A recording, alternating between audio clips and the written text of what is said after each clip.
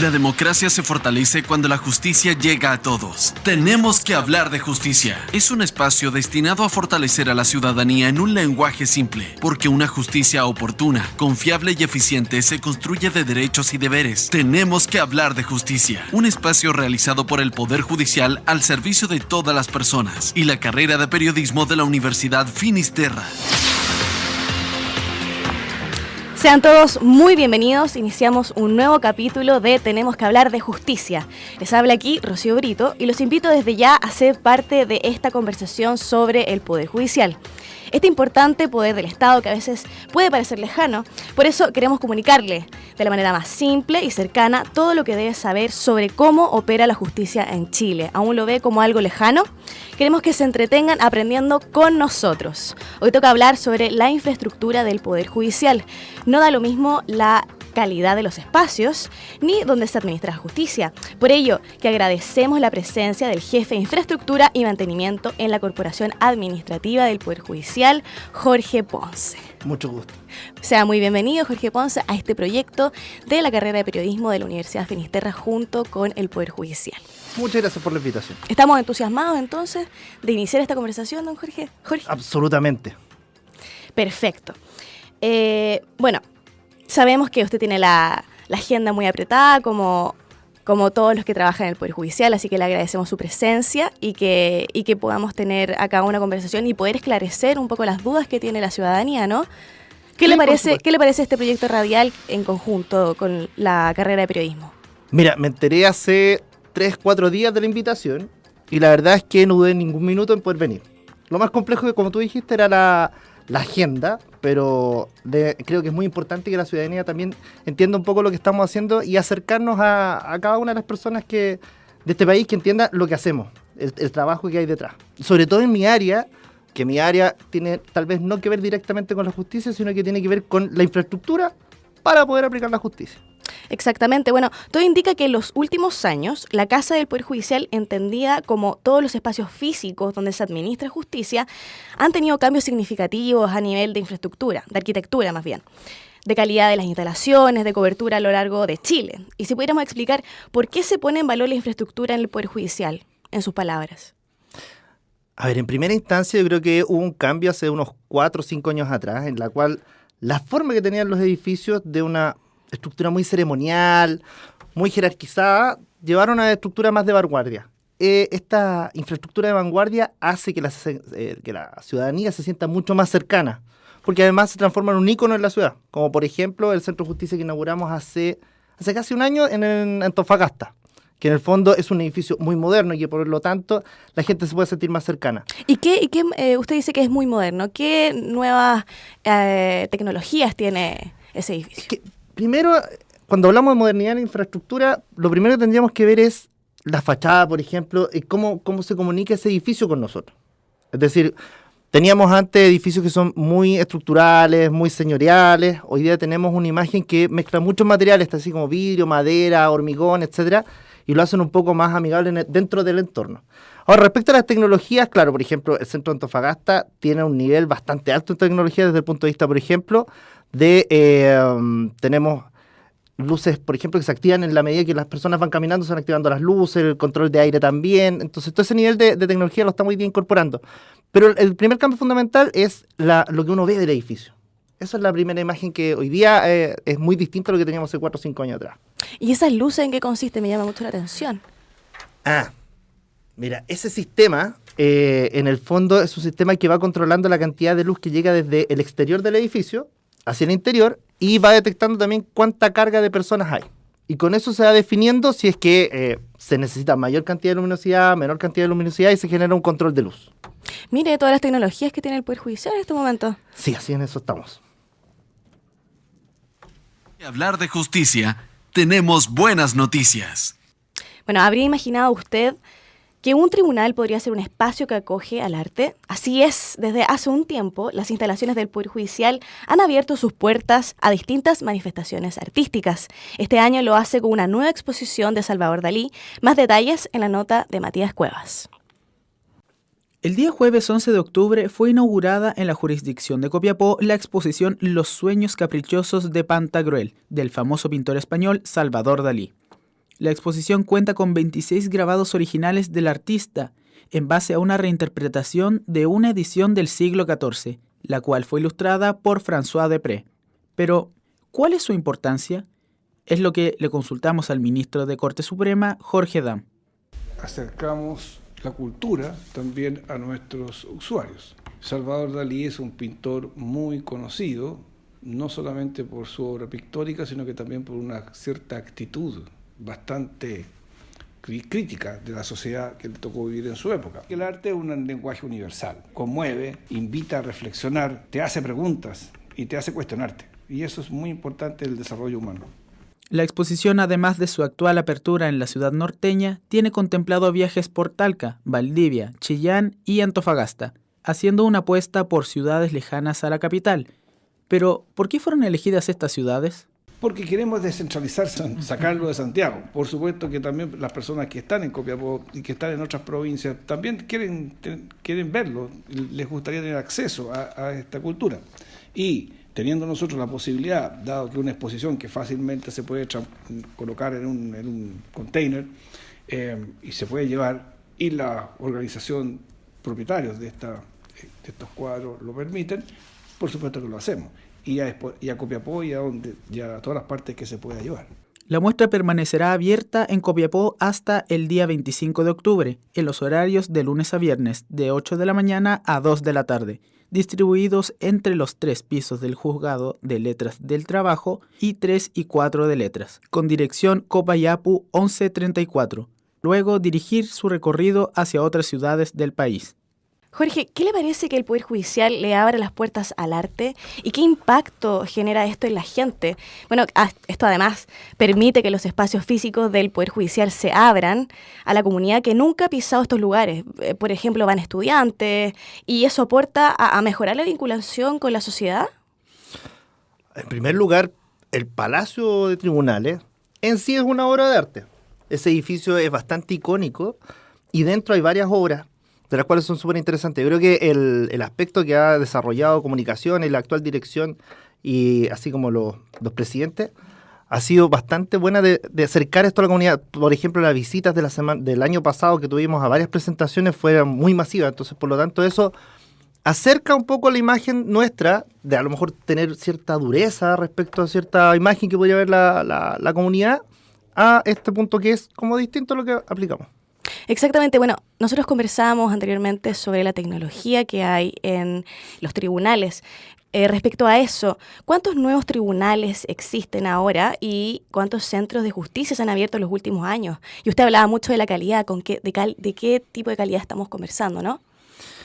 A ver, sobre nuevos tribunales, hemos inaugurado en los últimos 4 años cerca de 10 tribunales, pero tenemos otro proceso que es mucho más amplio, que es la remodelación y ampliación de tribunales en función de las leyes que se han ido aprobando. Entonces, tenemos un horizonte hoy día de proyectos, tenemos 10 centros de justicia prácticamente entre diseño, construcción. Actualmente hay cerca de 27 proyectos en etapa de diseño que durante los próximos años se deberían ejecutar.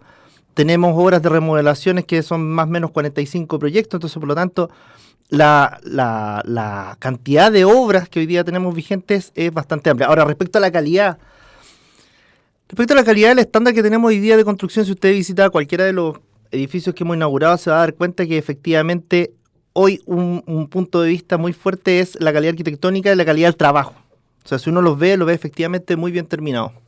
Sí, eso me llama mucho la atención, la calidad que ustedes le han puesto a toda la infraestructura nueva que tiene el Poder Judicial en este minuto.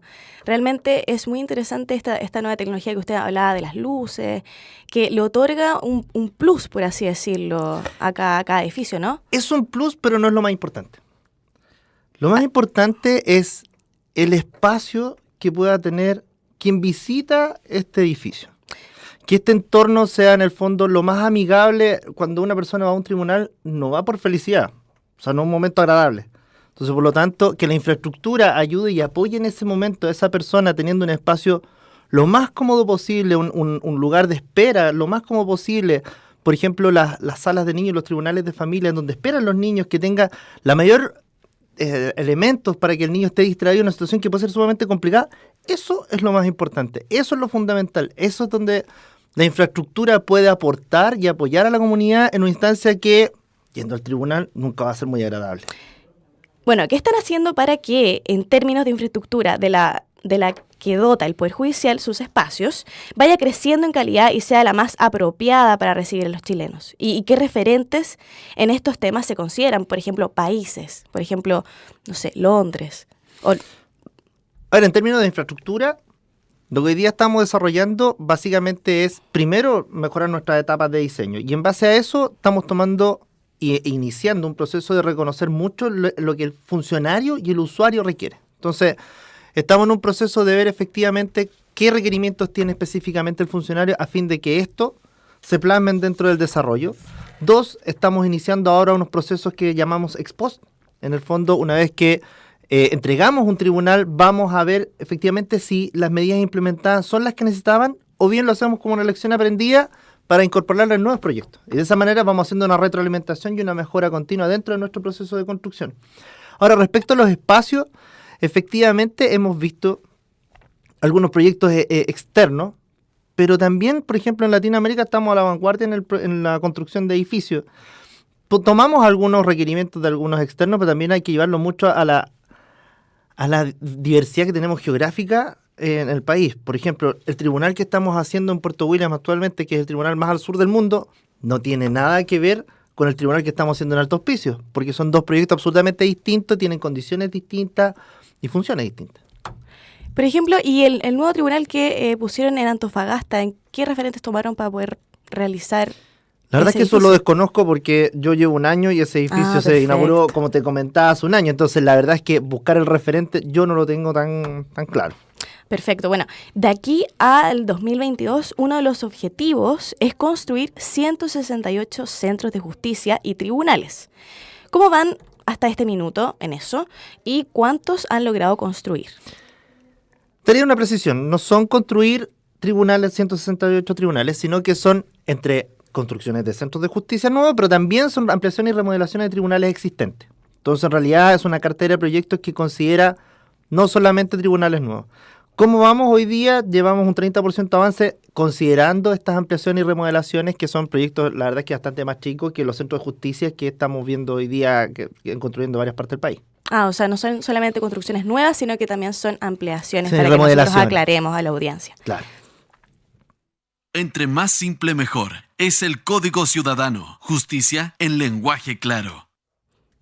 Bueno, esta vez nos toca hablar sobre las medidas cautelares. Si usted ha escuchado este término en televisión, radio, prensa o cualquier otro sitio y no sabe qué significa, bueno, no se preocupe, estamos aquí para enseñarle todo sobre las medidas cautelares que dictan en los distintos tribunales.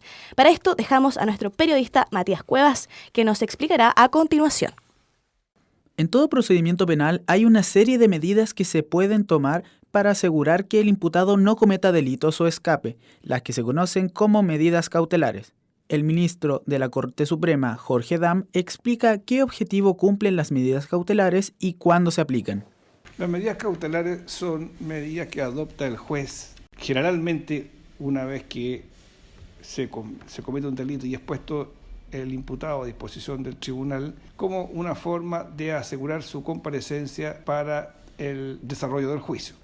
Pero para definir qué tipo de medida cautelar se debe aplicar, hay que considerar la intensidad de los ilícitos, tal como le explica el ministro Jorge Dam. La cautelar está dividida en distintas intensidades, puesto que hay ciertos ilícitos muy graves que requieren de una cautelar muy grande, que normalmente es la prisión preventiva, y otros que requieren una cautelar muy pequeña. Bastaría con que esté notificado la persona para que comparezca a las distintas audiencias del tribunal y que estarían lo más bajo, que es una firma mensual o semanal, como lo estime el juez, en las dependencias del Ministerio Público. Tal como le explica el ministro Jorge Dam, una medida cautelar hacia una persona puede ir desde la privación de libertad domiciliaria, la sujeción a la vigilancia de una persona o institución, la obligación de presentarse ante el juez o la autoridad que se le designe, la prohibición de salir del país, la prohibición de asistir a determinadas reuniones, recintos o espectáculos públicos, la prohibición de visitar determinados lugares, prohibición de comunicarse con las personas determinadas o incluso la prohibición de acercarse al ofendido o a su familia. Recordemos entonces que una medida cautelar cumple el objetivo de velar por la seguridad de la sociedad o la víctima, asegurar los procedimientos de investigación y asegurar la existencia de bienes para una eventual reparación. Y esta fue la explicación en Tenemos que hablar de justicia sobre qué es una medida cautelar. En nuestra sección Código Ciudadano. En este capítulo en el que abordamos el crecimiento en infraestructura y calidad de las mismas, con quien es el jefe de infraestructura y mantenimiento en la Corporación Administrativa del Poder Judicial, Jorge Ponce. ¿En qué sectores del país se prioriza la construcción de nuevos centros de justicia y por qué?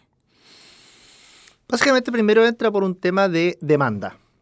Y esa carga de demanda se relaciona con la cantidad de espacio que hay en el tribunal. Ahora estamos trabajando en un polinomio en el cual va a tomar distintas variables que pueden influir, como por ejemplo la superficie versus la cantidad de usuarios que ingresan, la superficie versus la cantidad de funcionarios que tenemos. Otro aspecto muy importante es la distancia que tienen los tribunales respecto de la ubicación de las personas. Ir acercando los tribunales a la gente. También tenemos el tema de armar centros de justicia a fin de que la gente tenga que trasladarse lo menos posible. Entonces, se empiezan a tomar todas esas variables, junto obviamente con la cantidad de causas que atiende el tribunal, o si hay un requerimiento de una ley en la cual se incorpora un nuevo juez. Entonces, todas esas variables son las que impulsan la decisión de dónde construir y qué construir. ¿Y qué características le quieren añadir a esos nuevos edificios? En general, primero es mejorar el espacio disponible para las personas. Eso es lo primero. Tanto funcionario como usuario. Segundo, que tenga un entorno armónico con el sector. Es decir, no podemos construir un edificio, por ejemplo, voy a nuevamente citar Puerto Williams, como lo haríamos en el centro de Santiago. No podría ser puro cristal, ya que no se comunicaría con el entorno.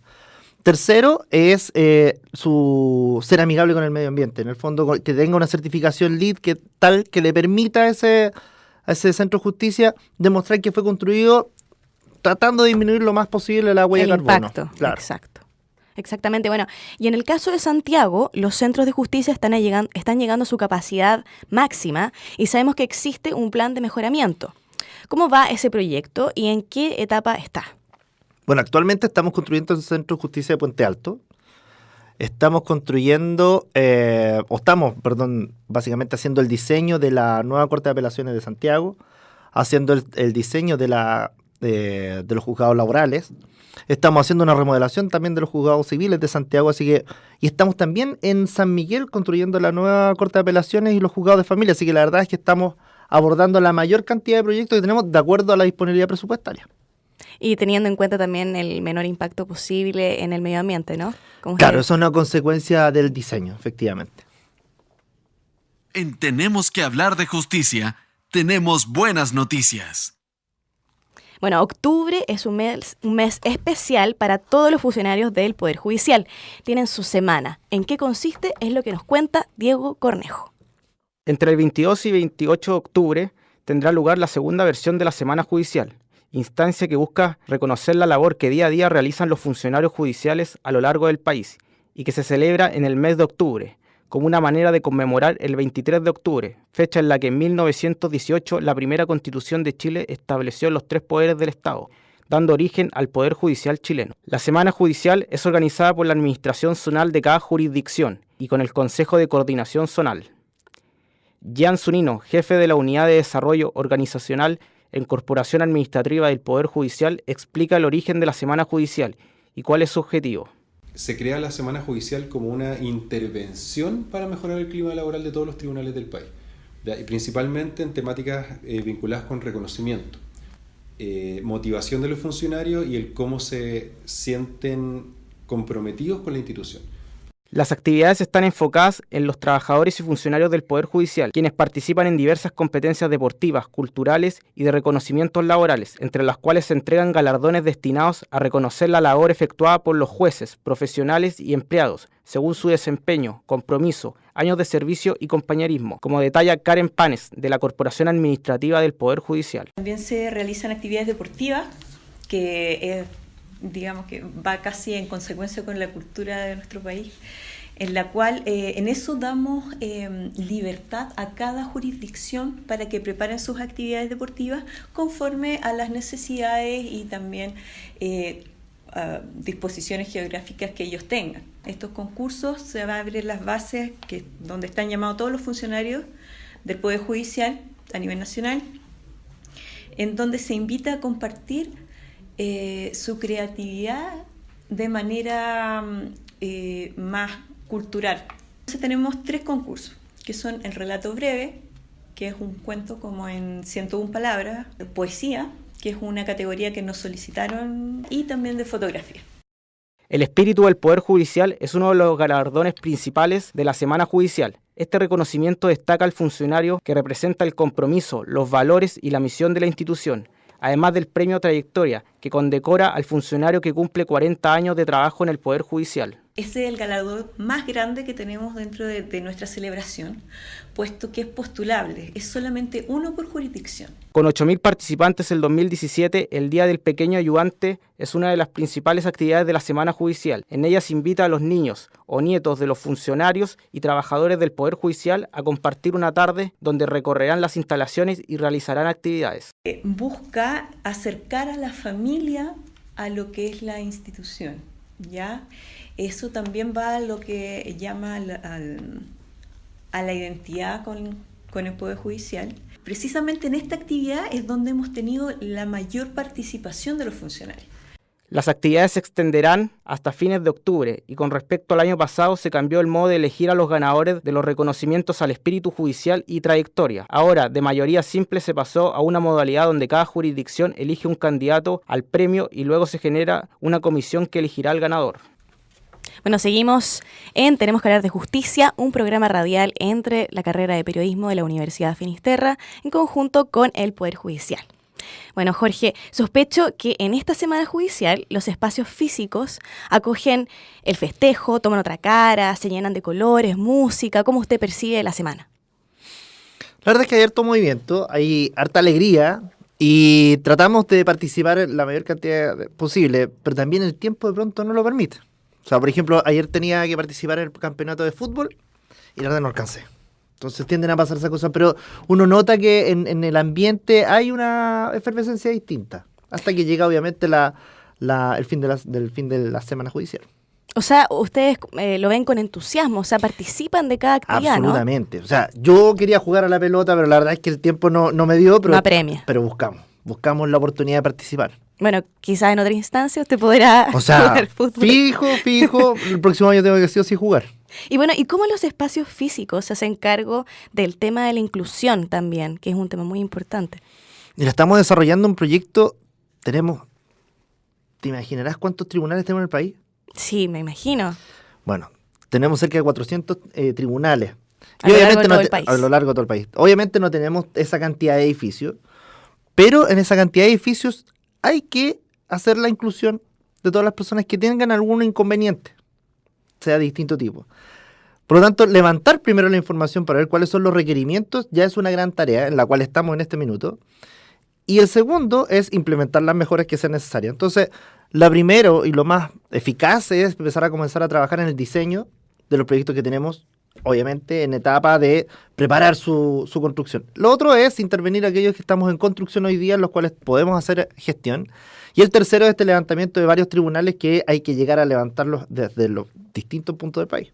O sea, no solamente hablamos de tema de ampliación, sino que también de adaptar también esos lugares a personas que tienen diferentes discapacidades y puedan caminar libremente o usar todos los espacios que tienen los edificios del Poder Judicial. Primero nos estamos orientando en la atención del usuario. O sea, por ejemplo, desde acomodar las rampas de acceso o, por ejemplo, los muebles de atención de público. Primero estamos orientados a eso. Luego de eso comenzaremos toda la etapa ya de involucrar la accesibilidad para el interior del funcionario. Perfecto.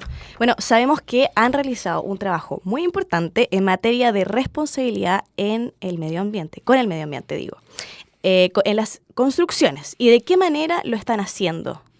Bueno, eso va, como te comentaba antes, con la certificación LEED de nuestros proyectos. O sea, todos nuestros proyectos buscan esa certificación. En general postulan a Gold, que es una categoría bastante alta. Incluso tenemos un proyecto que tiene calificación Platinum. Eso lo que significa en la práctica es que el proyecto fue construido tratando de disminuir la huella de carbono.